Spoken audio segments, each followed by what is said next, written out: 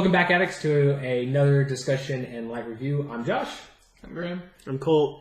And today we're talking about Halloween 2018. We're not going to talk too much about the plot because I think a lot of people know. It's pretty straightforward. Yeah, Michael's getting out. He's getting some revenge and having some fun along the way. Yeah. So let's just dive in with this. Guys, what did you think of the movie? Cool. I don't think it was the best they could have done, and I don't believe it can stack up to a lot of the other Halloweens, including the Rob Zombie remakes. But do you think there was some good things about it? Like some good elements? Really, the only thing that personally saved it for me were the homages to when Freddie Did you Myers. watch the movie we're talking about? Yes, I did. I'm so tired, if you can't tell. When Michael Myers, got thrown out the window in the first movie, Yeah. and then when he threw Laurie out the window in this movie, and they both basically got back up and were like, references I'm going to keep going, that kind of thing. And the soundtrack, those were really the only two things that, stood out to me. And sure, the whole thing where they were, trying not to show his face as best they could.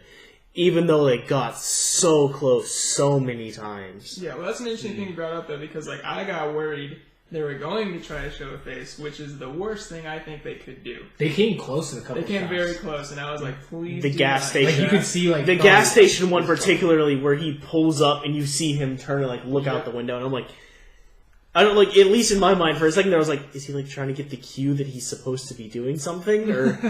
And you get out.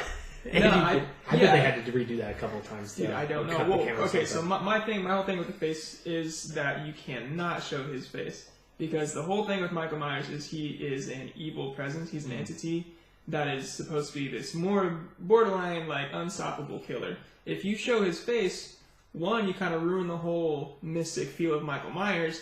And two, there's no way you're going to please everybody. Because I'm sure everyone pictures him at least a little different in their mind. So you might please some people and go yeah, that looks like him. And other people are like, what are you doing? Yeah. So I think that's the danger you run into.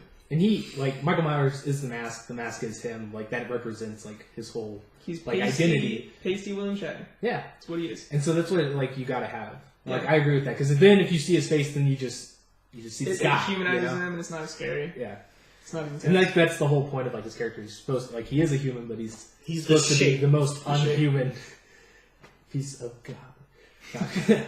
So I guess one thing I wanted to highlight is just some of the aspects. I think all of us like the music, right? I love the music. I think that was for me. That was probably the best part of the film, just because I knew that was an aspect that I'm losing my voice here. That John actually worked on solely, and so it's how could you not love his Yeah, genius? because obviously the soundtrack in the original Halloween is fantastic, and I think this one is equally as great. Also, I like that they use the original track, but they don't use it too much. I think they only use it twice. Yeah, or one or that. two times they used it, and then there's a couple of updated versions, different versions of it. And the overall, some of the tracks that he used with distorted bass lines were really intense, and I really liked the new stuff he made. It was really good. What was your thoughts on the characters? Both the old characters coming back and the new ones there and just Old characters were fine. I think they all did a really good job. New characters, I hated. And I know a lot of people are going to probably disagree with me on this. Actually, I think a lot of people are going to agree with me on this. I absolutely hated the granddaughter. Her character trait was run around and scream. Classic. Sorry, let me change that. Sorry, let me change that. Run around, scream, and go to a party cross-dressed as Bonnie and Clyde. Bonnie and Clyde with her boyfriend who got drunk, kissed another guy, and then threw her phone into some Another knuckle guy? cheat. No. Or another girl. Well, technically, It could have been. He was just as a woman, so. It's one of those things, I didn't care that much for Yeah. what was And do you going think on she with was a them. bad representation of Laurie too? Because if Laurie's your kick-ass grandma, you're not living up. Yeah, no, you're really not living up to it. Not only that, but what's your whole thing is that you run, scream, and you have one fight with your boyfriend, and you don't really show up for the rest of the movie until you're needed. But what an epic fight, might I say. That phone in the pudding scene really got me. If I dropped my phone in pudding, I'd be cranky. No, it's for me, my 2 cents. her scenes didn't seem like they added much to the plot. Sure. So it was something I wish they would have developed her character a little more, or showed her a little bit more, maybe had a little bit more of a connection. Yeah. to like Michael and maybe her mother or her grandmother for sure. But from just what we've seen, I was kind of like, don't really need this. I think they took up like they could have used something else. Well, because really, I think what they're trying to do is just show like their family. Yeah, they're trying to show the family dynamic and the drama that Laurie is causing. Her being more like super paranoid and preparing for Michael, and they don't get it, which I think like on Laurie's part looks great. But the granddaughter just kind of using her.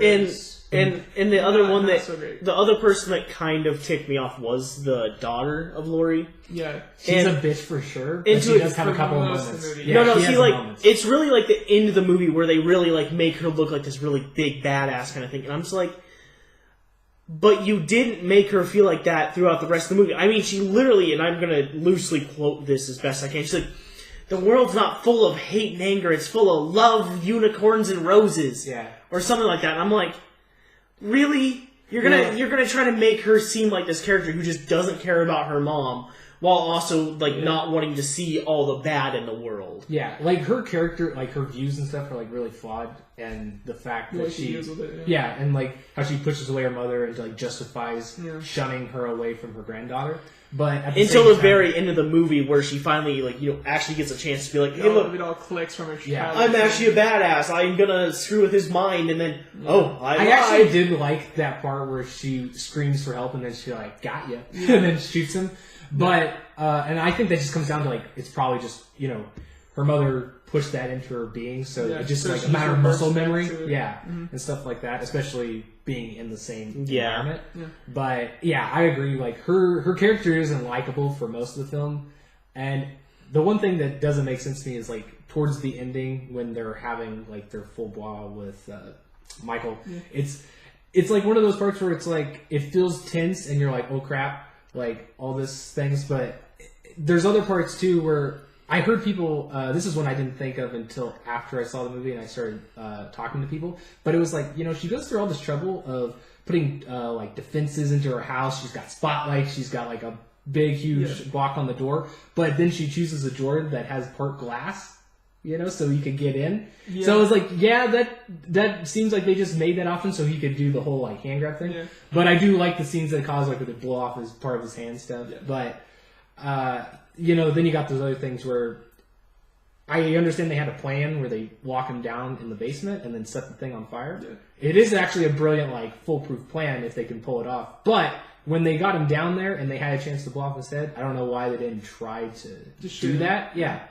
Because it just, I don't know, it just seems like one of those things where they just justified it for the writing. Yeah. But it is cool how they had that plan. And because I feel like, you would be going through every scenario in your head being like, okay, if he's down in the basement, what am I going to do? And you want to do everything you can to make sure he's dead. Yeah, and not to be rude to the writers here, and I understand, like, the whole movie is, based around, like, hey, there can be strong female characters in, slasher movies, right? Yeah. And I'm cool with that, because that's true. I mean, Laurie is a complete badass. Yeah, the coolest, man. She really is. But just the way that they treat the guys in the movie, like, they are the absolute just dirtiest of dirty people in the world. Except for the husband, where he's all except for the husband, he's whipped. And the little kid. And the little kid. Yeah. The savior. Fuck this, I'm out of here. The coolest kid in the movie. And that's when we were talking about, like, new characters. I'm like, dude, that kid, amazing. Best new character. Yeah. I swear I want to see him in more movies. He deserves it. I was more, which is kind of sad to say, but I was more connected with that kid and, like, seeing, like, him get out of the scenario than I was with the granddaughter. Yeah. When she was in the car. Yeah. But like, kind of going into what I was saying is, like, when I say that, like, they try to make them look horrible, they had Laurie's boyfriend cheat on her because, he got drunk. Mm-hmm. Then you had his drunk best friend who was helping her get home, trying to kiss her. Yeah. And, I'm like, you know what? Maybe they're just trying to show, the effects of alcohol on people, whatever. But, it seems like that's what they tried to do with every guy that wasn't the husband, is make them look just like... Or the sheriff. Just look horrible. You know what I mean? Because like and again, like, I'm fine with it because they want to show Laurie's a badass and that her family's full of badasses. Jamie Curtis is a goddess. She's the best. What did you guys think of the reporters and like how they played them? They annoyed me. I'm glad they. Is that because they're related? No, I'm just kidding. No, that has nothing to do with it. I don't know. I think it was kind of interesting. Their death scene is obviously really awesome, but I think the thing that bugged me was how seemingly careless they were with Michael Myers. because they did so much research and they talked to so many people and knowing all of this, and they just kind of didn't care. Yeah, like, oh, here's your mask. We're gonna piss you off a little bit.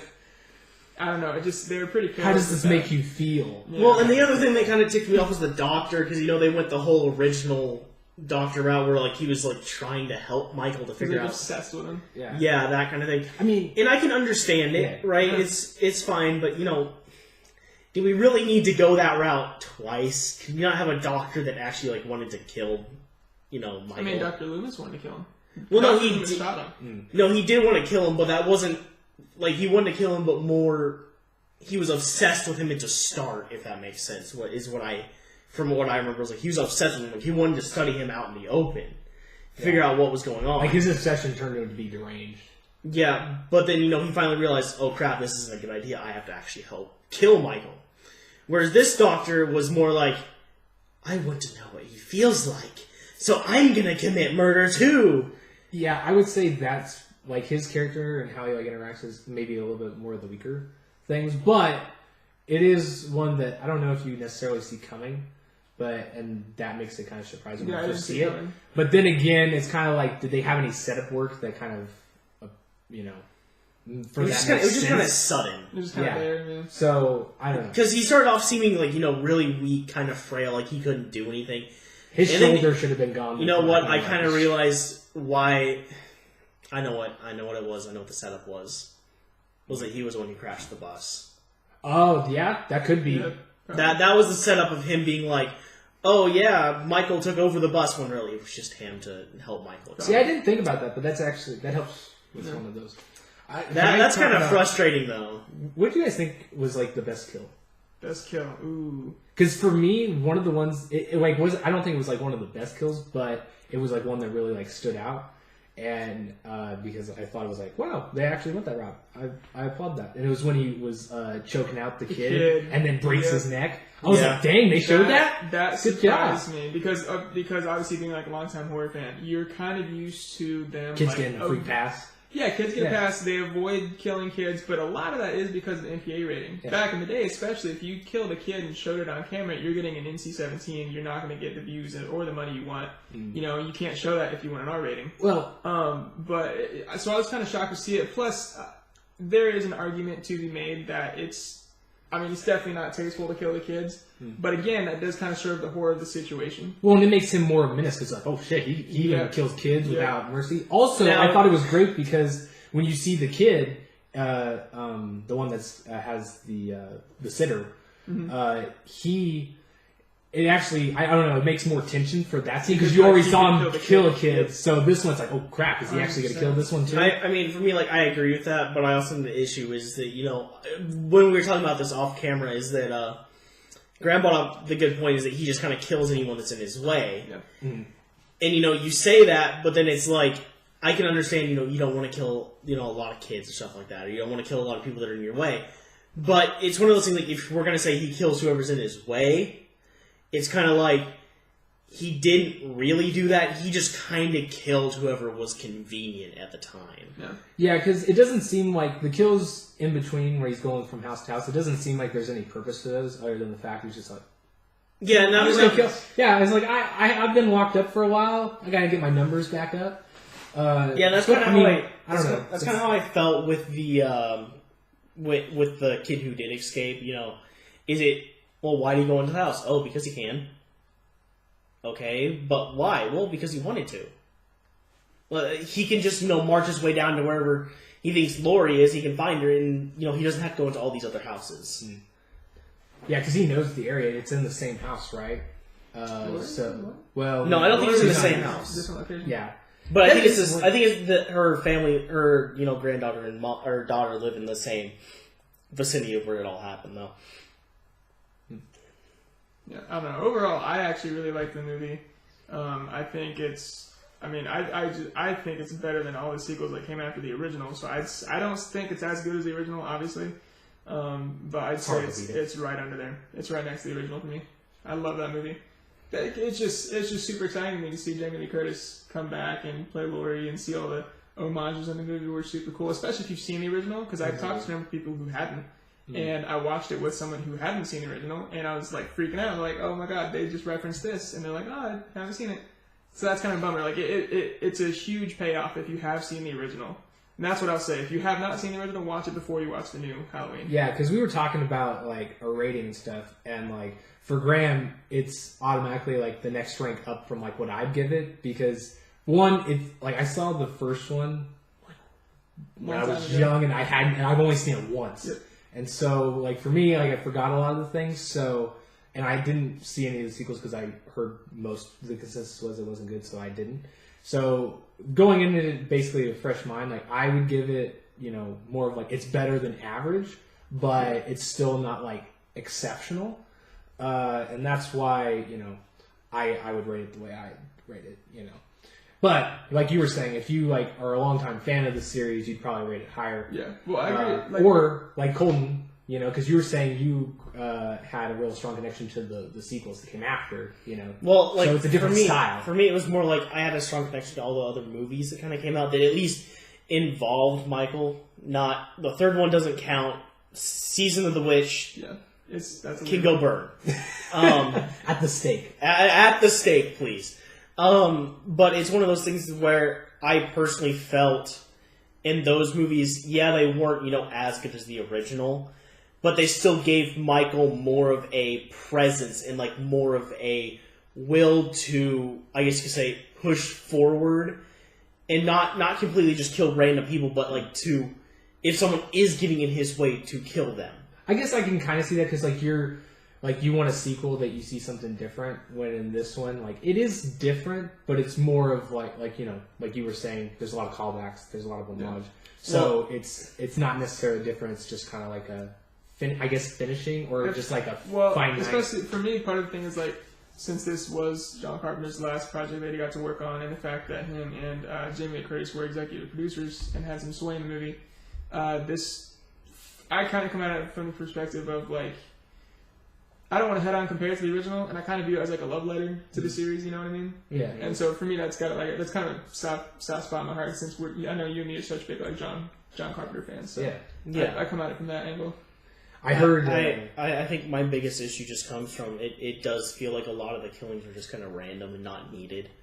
Like, sure, they're the granddaughter's friends, but like, why is he going into the house in the first place? He doesn't need a bigger knife. He doesn't know that they're friends at all. Exactly. Whereas in the original movie, like some of the people felt more. Well, do you think he's going after the friends because maybe he's a little lonely inside and he wants to be connected? No. He wants to be part of a group? No. No? No, he connects with them by putting he made a breakthrough at the cycle. He made a breakthrough at the cycle.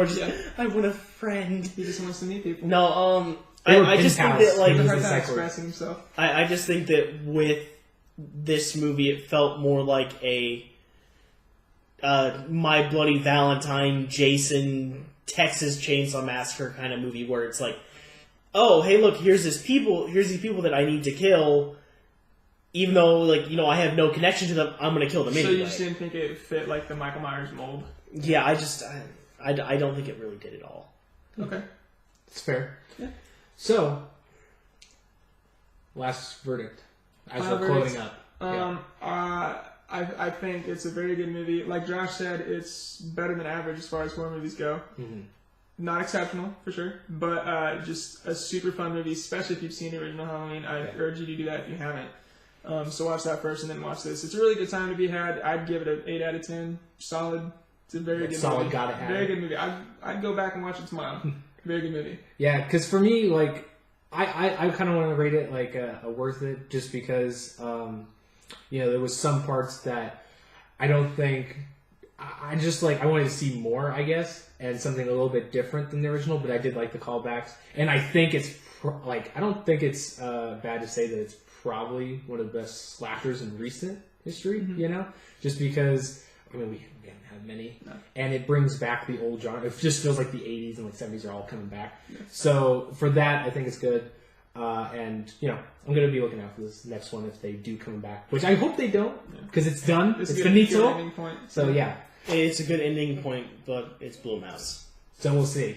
Yeah. So Colton, you're cautiously pessimistic, and you would rate this I like it. Am I right? Yeah, mostly because if they were trying to set it up for a sequel where it involves them having to get rid of the knife because now the granddaughter's gone nuts. In true Blumhouse fashion. In true Blumhouse fashion. Alright. Well, guys, this is coming up on Halloween, so happy Halloween to our viewers on YouTube. And be sure to check out our main site for any Halloween-inspired lists, because we got a lot of those. So if you're looking for movies to watch this entire day, go check it out, because there's a lot listed on there. There's a lot. And they're all really good. Yep. So anyway, guys, hope you enjoyed this holiday, and we'll see you later. Peace out.